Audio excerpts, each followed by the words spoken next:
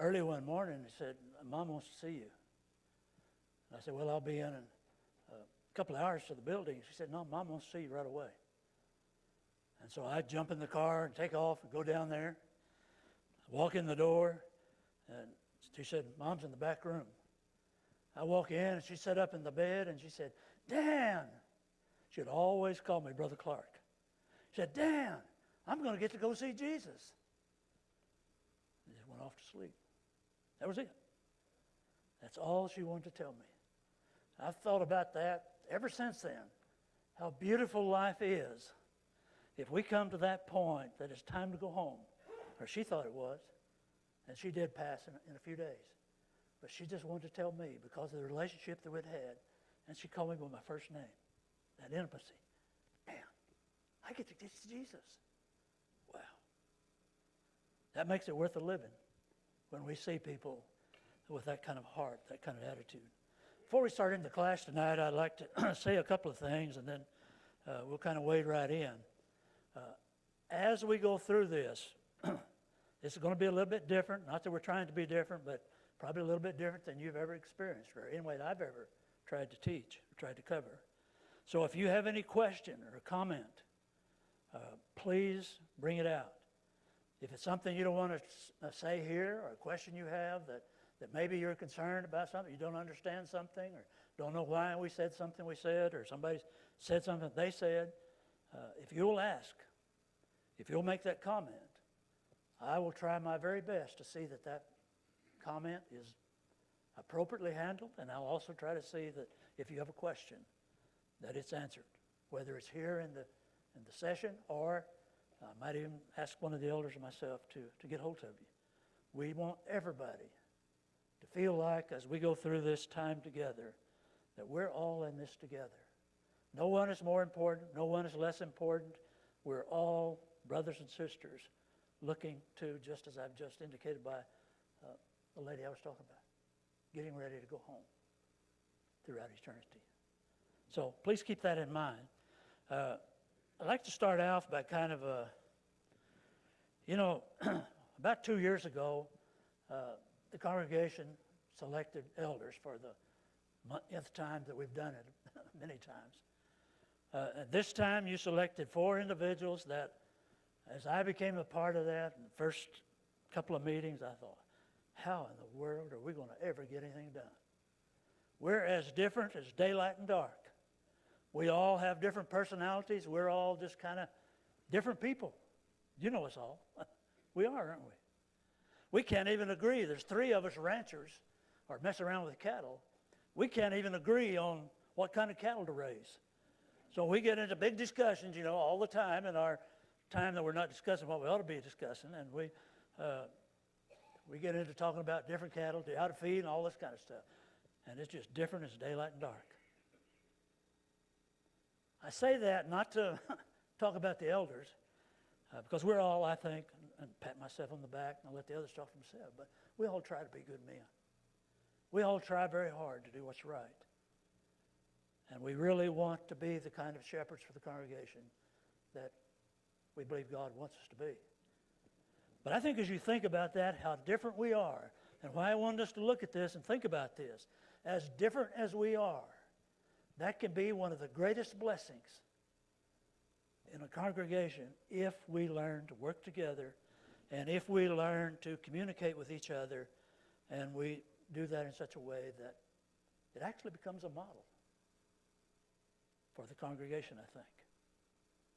And I say that because as we go into the lesson, as we go into this series, I believe you're going to see very clearly that that's what it's all about, is all of us being ourselves.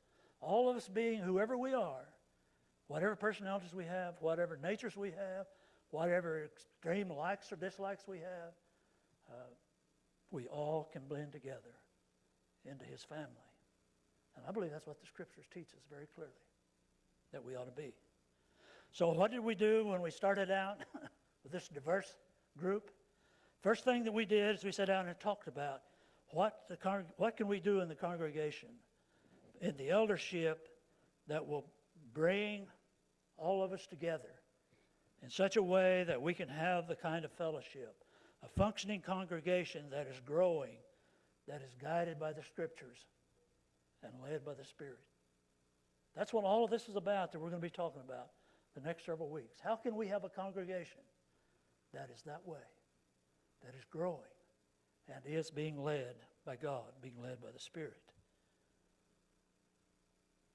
Also, as we looked at this, I think we have a very deep concern of how do we fulfill our responsibility as elders to the congregation that has at its core the helping everyone to receive the blessings and the benefit of a life in Christ and being a part of the body.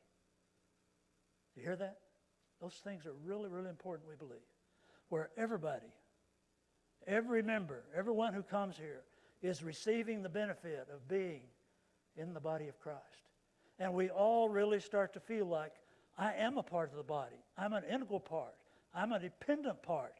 Both I depend on the body and the body depends on me. That's when we have, I believe. And that's what we looked at as we started thinking about this. How can we have? What's necessary for us to have that kind of body, that kind of congregation? We also, and I want to share this with you, I expect we all have a little bit different feeling with this, but it's all in us to a large extent. We will answer people. We will answer for how we led this congregation, how we really laid forth for you, how this congregation could be fed and watered and taken care of and grown into the image of Christ. I don't know how that strikes you, but that's pretty heavy. That's pretty responsible. And so I want you to understand that as we struggle as individuals to help and to lead this congregation, that's very much on our heart. And we know that. We know it down to our toenails. That we will know. God knows. God's watching.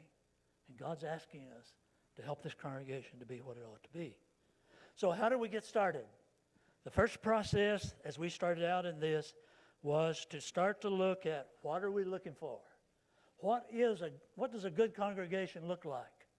One that is effective and growing and maturing in the image of Christ. What's important in that? I call your attention to Proverbs. If someone would turn there and read this for me, I'd appreciate it. Proverbs 29, verse 18. Now, don't everybody shout at once or I'll get scared. Anybody? Proverbs 29, verse 18.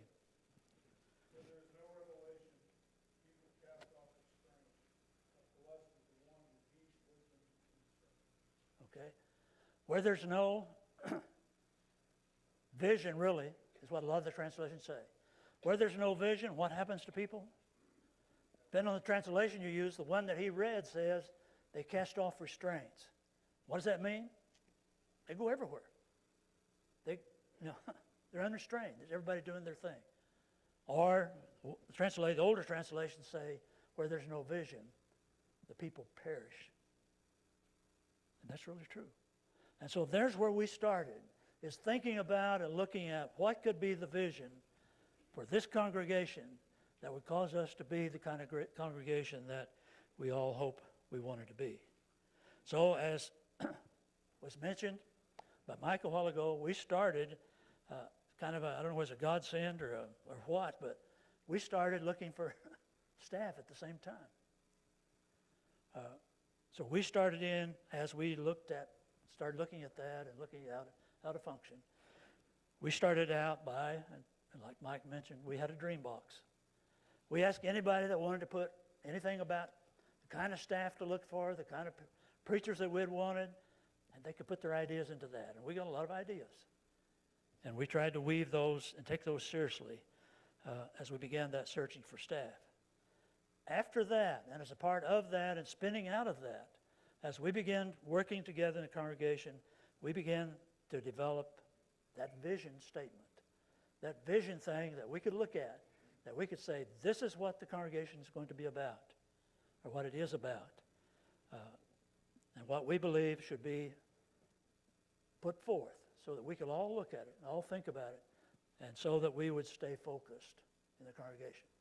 I don't know how you all feel, but in my experience in life, almost every time there was a problem in a church, All the problems I've heard of, I believe, can be tracked down to one thing. The people were not living with vision. They were not living with focused. And so when that happens, that's not there, then we start going here, there, and yonder, and every little pet peeve and every little personal interest or every little dogma or whatever starts to creep in and be big issues. And so we wanted to look at this and think about what is the vision that we can lay forth. Mike, would you pass that out?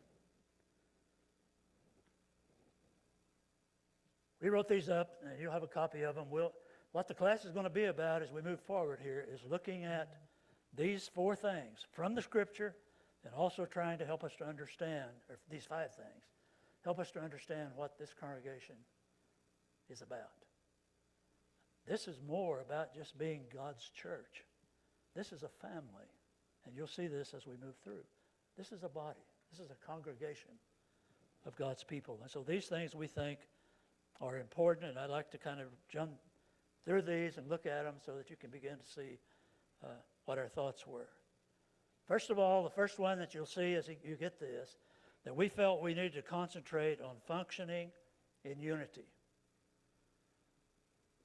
And to understand that, and we'll be looking at that in the first series of lessons after tonight, what is unity? As we think about it, that we've all talked about that all our life. I have anyway, haven't you? And we want to be unified. We even talk about it in the country, the United States of America. What is that?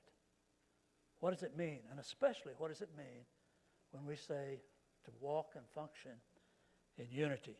A part of that we felt was really important that we began to look at as a part of this vision is that we really focus and center around what's for the common good. What's the common ground? What can really bind us together in such a way that we really are unified? And we'll get into that a lot as we move through.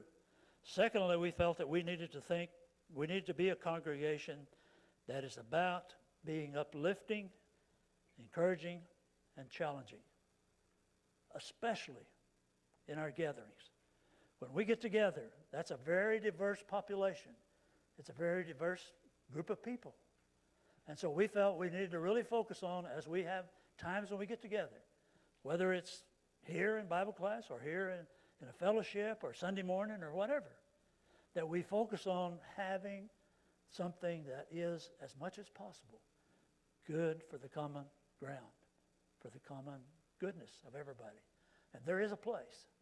There's a deep, deep place that is really meaningful in life if we will come to that point.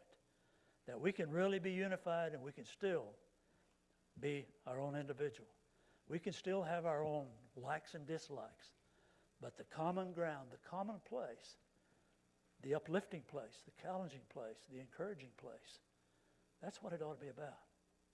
And I hope, we'll get into this a lot more later, but I just want to say as we're on this point, I hope we'll be such that every one of us can say, every time we come together, man, it was good to be there. I was encouraged. I was uplifted. I was challenged. If we do that, then we're going to really grow. We're going to really start to blossom more than we are, even though we have a good congregation right now, as Mike said. We're real pleased. I believe God's pleased with what's going on. But we will really have a congregation that's really growing and really blossoming. Thirdly, we believe that we ought to be a congregation that is reaching within to each other, reaching out to the world around us. And I guess the best way to say that is, as you can see in the outline there, a people that's focused on serving. Not selfish, instead of focused on serving, of reaching out, trying to help others, trying to bring others to Christ, and so on. Everything involved there. Fourthly, we believe we need to really focus on having a family type of congregation, working together. One thing that I just thought of as I was working on this thoughts for tonight, a lot of times families don't have a father. And what happens to that family? A lot of time families don't have the kind of relationship between brothers and sisters. They really don't have a good family situation. And as you think about that, we have the Father of fathers. if we'll let him lead us, we'll let him be our Father, and let him set the pace for us, wow, great things can happen. And then if we in turn will love each one another and honor each other as children in that family. And so we'll spend quite a bit of time working on that. And then lastly, we feel that we need to focus on being a congregation that is growing in spirit and love and is being guided by his Spirit. And Spirit, two things I want us to talk about as we look at that. Not only is it being led by his Spirit or being spiritual, as we use in religious jargon sometimes, but also growing in spirit, life. Wish Jason was here. He's always teasing me about several years ago we talked about part of life was being exuberant. That's spirit. That's where we are picked up. We're encouraged. We're lifted up. We really feel good about the life we're living. And so those 5 things are what we want to spend our time. Not us telling you what it ought to be, but helping us to see, we hope, that all these things, as we look to and are guided by God and his Word and his Spirit, that all these things will start to be things that we really see. This is what being a member of a congregation, this is what being the body of Christ is all about, is having that kind of relationship. I'd like to kind of do a, probably shouldn't do this because I may get whipped going home, but I'm going to do it anyway. Back, she knows what's coming. Back several years ago, Lorena and I have been messing with cattle all my life, but really we've been a lot of our life tied up in that since I retired. And we moved here to Caldwell and bought this ranch, moved all the cattle down here. And, not long after we moved here, I needed to get the cows in to do some work on them. And so I went out there to try to drive them in. They just wouldn't go at all. So I went and got Lorena, and I said, can you come help me drive these cows in? Oh, yeah, I'll do it. You know how positive. And so we went out to drive the cows in. And so I get out, and we get them started, and here the cows are going everywhere. And she doesn't have any idea what to do. And so the cows running off, and I wish Brett was here so I could laugh at him too, because I got kind of frustrated like he shared with us, he did. Finally, I got so irritated that I said, why don't you just go to the house? I'll do it myself. And so she took off bawling and said,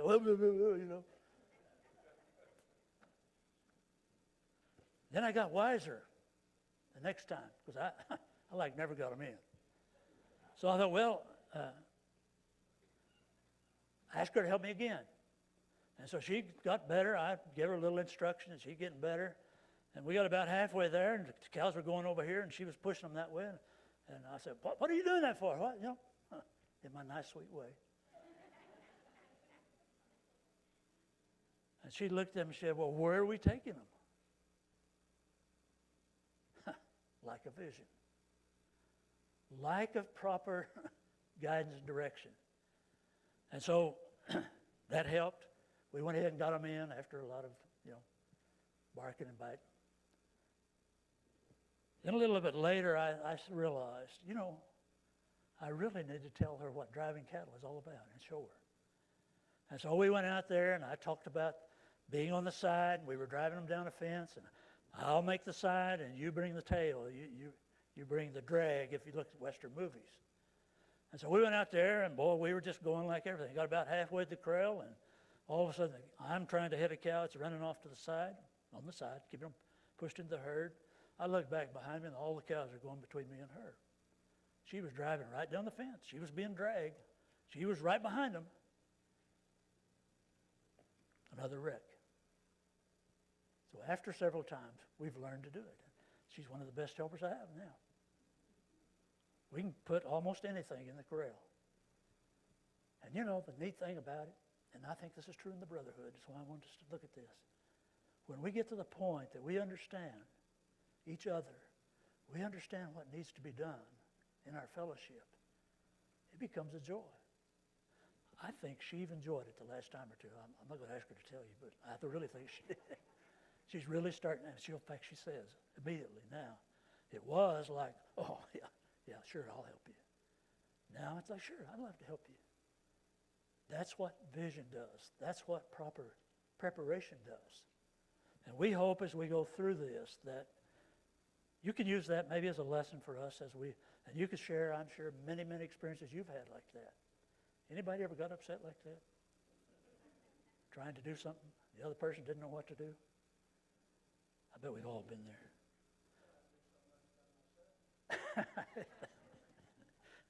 Yeah, Tommy had struggled himself, he said. So, with that in mind, what we did is after we laid forth these visions, what we did is we set out then to, how do we go about it? What do we do? So the first thing we did, as all of you know that have been here very long, we set out to hire the people that we needed. We felt a preacher, a youth minister, to help us to really kick this thing in gear and really get it to happen. Thus we have two, kind of like the elders, two as different as daylight and dark. Two different kind of people, oh totally. But what a blessing. As they learned to work together, they worked together, they learned to work with us. What a blessing, and we all know that. We've already experienced some of it. As they were recruited, I think you need to realize that we just didn't go out looking for somebody who could give a good talk or somebody who was a good speaker. We specifically asked them to think about us, with us, these vision things that we've just talked about, and ask them if they would make a commitment to help us make those a part of the congregation. So I think you'll see, I believe you'll see very much that is very much a part of what's going on in their work, to help us to see that the vision comes to its full fruition as much as possible. We also, at the same time, sat down and started looking at what are the needs of the congregation. Where do we need extra help? Or we need somebody to take responsibility. And so we looked at that point, getting deacons and assign them. That was, by the way, even before we had preachers. We started looking at that. It was kind of at the same time. And so we, through the process of arm twisting and pleading and whatever it took to get it, we eventually came up with some deacons that we asked to take on assignments or responsibilities. And I think we probably should mention, as we think about all these situations, they're just like I've mentioned about the elders. These aren't positions in the sense of, wow, look at what I am. But instead, they're positions of responsibility. People who are taking on the responsibility to help this congregation to work together and to grow together, to be what we need to be as a body. And some things need a little extra attention. And so that's really what the deacon's responsibility are. So I just want to quickly run through those so you can kind of see the picture and see what we were thinking. We'll just go through them since they're in alphabetical order on my list. I'll just go through it that way. We didn't pick them in that order, but that's kind of how it came about. First of all, we got Jason Barber. We felt that and this congregation is a very fellowshipping congregation, but we felt that we needed somebody to help spearhead and to help guide and to keep it working together in a harmonious way as we have fellowships, as we share life with each other. And so we felt it was important that we have a deacon of fellowship. And so we asked Jason to do that. We also felt that we needed somebody just to kind of look out for things around here. See that things are going kind of like, they should be going. Typically that's left to the preacher. But we wanted the preacher doing some other things. We wanted him preaching and teaching and doing all those kind of things. We wanted Brett, doing other things, not doing that type of thing. And so we selected Billy Bennett. After much, Billy, how much twist rhyme did we do? Quite a bit, I think. Unless he was really fooling us. So he agreed to be our administrative deacon, to be in charge of the kind of the day-to-day type functions and the building and grounds. What a load that he was willing to take. And so when you have concerns in that, we could know that we have somebody that's really taking care of that. We also need somebody to work with the children's program, more than just the youth minister, but somebody to kind of work in the Bible class programs and all of the youth, and also somebody to deal with finances, to handle the the finance part of the church, keeping the books and counting the money and all this kind of stuff. And so we asked Mount Collier to do that. We also believe, as we think about reaching out, something we've talked about in this congregation for ever since I've been a part of, is being a mission-minded, reaching out congregation. And we've had Chuck Job has kind of been in charge of that, but we finally, again, Chuck, after a little bit of talking to, Chuck agreed to be the deacon in charge of missions. And so we have that. Then we also felt very strongly, as we were thinking about the congregation, particularly some of the dynamics that I'll talk about in a little bit that are going on in the congregation, we also felt that it was very important that we have somebody that is working wholeheartedly for the congregation, to be sure we try to get everybody involved and somehow in the congregation. So we asked Chris Masters if he would be the deacon of involvement, and he said yes. So that's the reason he's there. Then we also, particularly in our times, it's getting more and more a factor that we need to deal with in all public gatherings, especially security. So we felt we needed somebody that just looks out for us. And we have somebody, I don't know if you've noticed it, but there's somebody every week that's watching out for who comes into the congregation. When a stranger comes in, they're aware of it, they pay attention, they know what's going on, they see if the building's locked or closed, and that we're protected while we're in here as much as possible. And so we asked Robert Winkler if he would do that, as well as get the communion ready, preparation ready each week. And so he's the deacon in charge of that. That's where we started. But we know that's not all. We will have other things that we will need somebody to really take responsibility for watching. And so we didn't go too long till we started seeing that we need something, particularly the widows need attention, the widowers need attention. We have quite a few members that need attention, extra help or whatever. And so it was so much that we thought we ought to just have somebody that kind of takes on that responsibility to watch out for that and to get it organized and see that it's happening. And so we asked Sean if he would do that, Davis, and he agreed to do that. So Sean is what we call our helping hands deacon. As we talk to these people, we also requested of them two really important things. First of all, that they endeavor to involve as many members as possible as they can in their area of service. Okay? Not just they take it and say, well, I'm that. You know, Billy's going to do all the building and grounds. So we see him out watering the grass, fixing the lights and all that. Billy was sharp enough right away. He got him about a half dozen or so people to help him. That's what ought to be happening, what we hope happens throughout. So that's the first thing. We wanted them. We specifically asked them to do that, to work to see that they had every member, as much as possible, that was willing to be involved in the work and the affairs and the involvement of the congregation.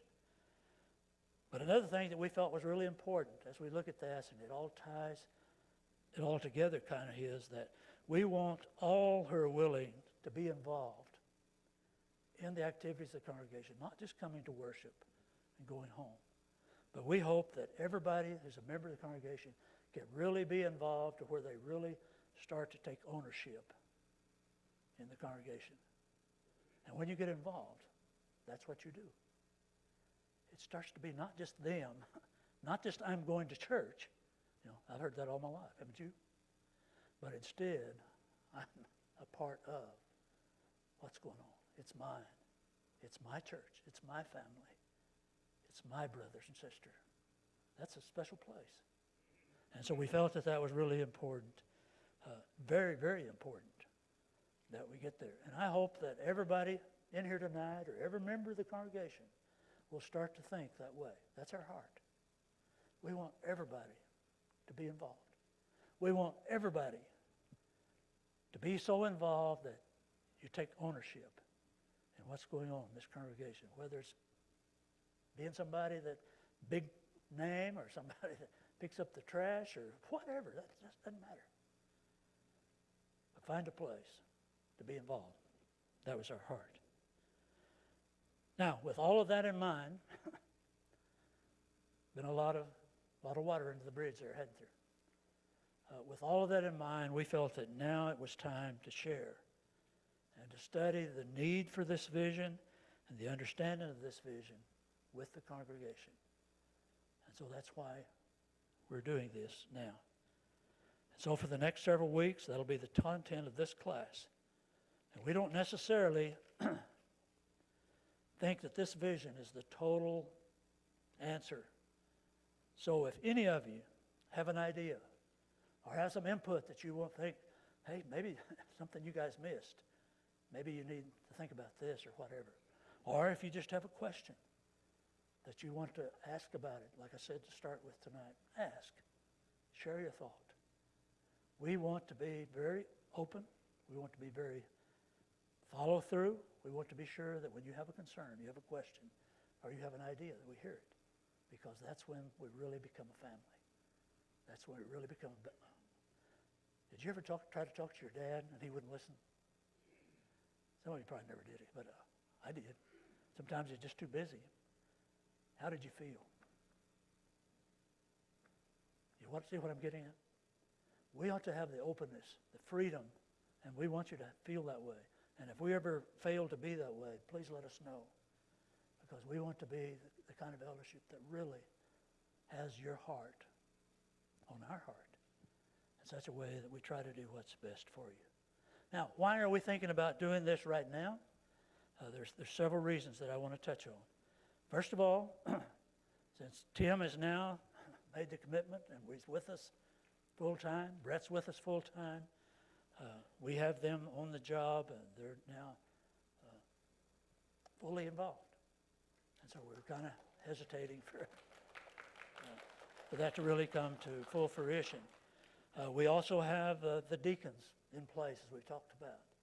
And I don't know whether you noticed or not, but they're really beginning to pick up the ball and run with it. Some more than others, certainly. That'll always be true. But it's really starting to happen. We're really starting, I believe, to function as a body, working together with a vision and in harmony. And we want to keep that going. So we want to pull everybody into this thought process so that you understand the thoughts that are going on and why we're doing what we're doing. Does that make sense? Let me pause right here at this point. Now, anybody have a question or anything that you want to add? Or the second reason that we feel it's important that we do this now is that we are having quite a few new people coming into the congregation. They're from varied backgrounds, they're from varied experiences, they're from varied age groups. So we're getting a very diverse population that's becoming a part of this congregation. In fact, there's a third of you in here right now that weren't here 2 years ago, probably, something like that. That's neat that that's happening, but that also says to us that we believe that it would be best for us, for this congregation, to sit down and visit with the membership about how this congregation is functioning right now, how we're working, why we do the things we do. If you haven't asked, about time you did ask. But anyway. And the third thing that we hope by us sharing this with you, that all the members can see the vision, can accept it or help to revise it, and then be a vital part of it, pulling together and growing together with us all. A little note that I'd like to share in passing, a little thought. You know, just because we're added to the church by God, and just because we decided that we wanted to be a member of this congregation, that really doesn't mean that we will function well and we'll see the beauty of the body. There has to be more to it than that. So each one needs to be guided by a vision of what their part is in the body. And if each one of us doesn't do that and doesn't carry our part, then the body suffers the beauty and effectiveness to where it is drastically diminished because I didn't do my part. You didn't do your part, whoever. And so that becomes very critical. Another thing I think is really important that we think about, particularly nowadays, since we are such a mobile population, since we are such a mobile society, this becomes even more important. Each congregation of the church has its own unique personality. I've been a part of, just nothing about me, but just to illustrate the point. I've been a part of probably 10 congregations in my lifetime, somewhere around there.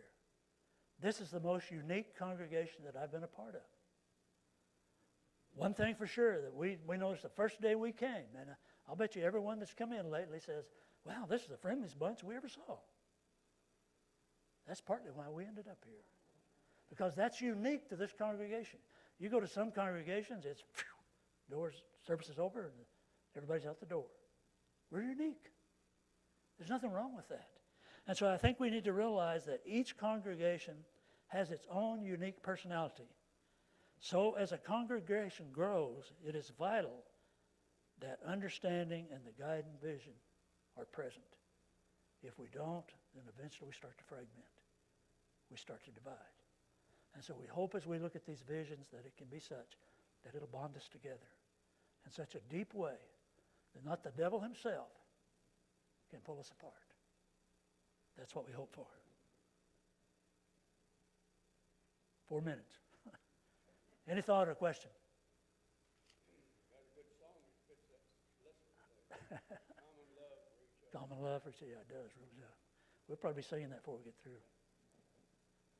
I'd like to take and go ahead and start. The first part, since because we don't want this to run longer than necessary, we got about 4 or 5 minutes, so we can cover this first part.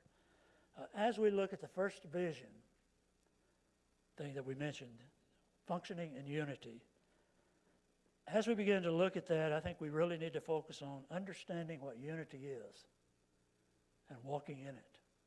You know, that's a word that is thrown around, well, just like I mentioned about the United States of America. Right now, we're in the most divided nation that I've ever seen in my lifetime. So are we still the United States of America? Well, you can argue that all you want to. But what does it mean? I just asked that question to get us to think. Are we a united congregation? What is being in unity, functioning in unity? What is that all about? And the thing I want us to start out by asking ourselves the question, why be unified anyway? Why is that important in the church? Why don't we have the situation that we just kind of, everybody do whatever they want to, whenever they want to, just however they want to, and if you don't like it, goodbye or whatever. Why don't we have that kind of group? I think there's 3 very clear reasons that we shouldn't do that. First of all, if you turn to John chapter 17.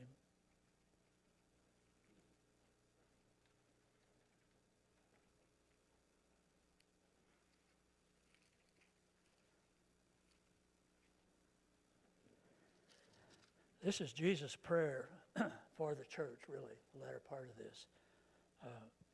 Beginning in verse 11, if you read that, he says, "And I am no more in the world, and yet they themselves are in the world, and I come to thee, Holy Father, keep them in thy name which thou hast given me, that they may be one, even as we are one."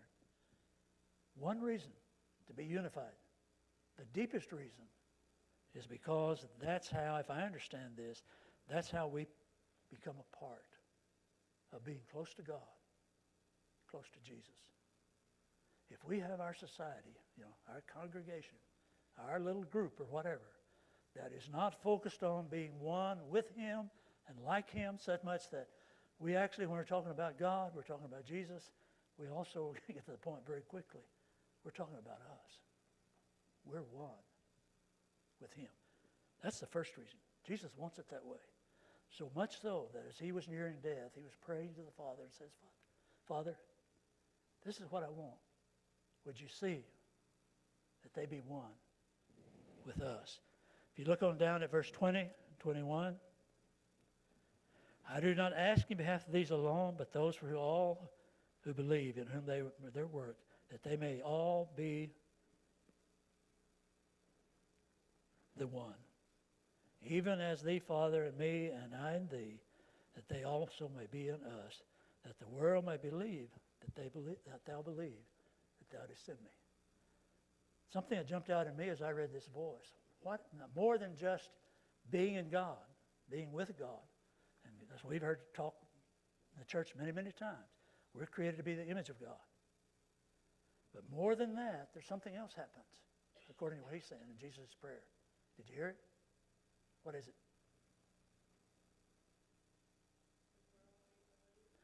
The world may believe. When they see us functioning as one, the world may believe.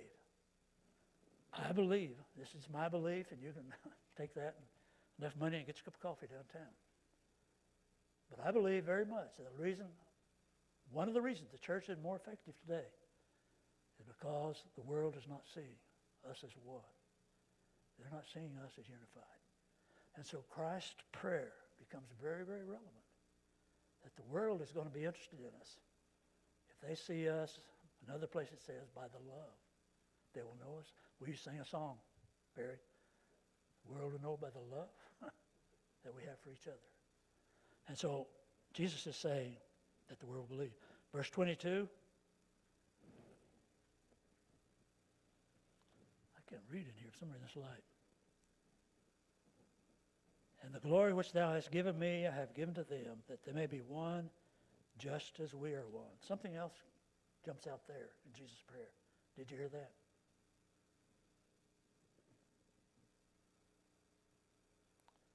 When we're unified, what happens? Glory happens. Did you hear that? You know, I don't know how you believe, but we'll talk about this later when we get into family. But part of everyone's basic nature is they want to be honored. They want to be respected. They want to be, I guess you could say, glorified in the right way. So our glory comes when? This congregation's glory comes when? When we have all the fancy programs, we have all the bells and whistles that make people jump up and down, or when they start to see us as unified, as one. That's what Christ is talking about. Then they will glorify the church. They will look at the church and see what it's all about. And then verse 23, I and them and thou and me, that they may be perfected in unity in the world, that the world may know that thou didst send me, and didst in them, even as thou didst love me. What did that say? What happens when we're unified? According to Jesus' prayer, what he's wanting. We're perfected, yeah. You want to be better? We want to have what's good, perfect. And we'll see this a lot more as we move on. But the key is we're perfected when we're unified as Christ prayed for. So the first thing I would say to us, and we'll quit here for tonight, and then we'll pick up next week here. First thing I think we need to see as we look at why be unified is because Jesus wants it. Jesus prayed for it. Jesus expects it. So much so that his dying breaths are saying, Father, this is what I want. I want them to be one. Because by that they will be with us. By that they will be perfected. And by that the world will see the value of being one of my children. If we stopped right here, that'd be enough, wouldn't it? And we will. Tim, you want to lead some prayer?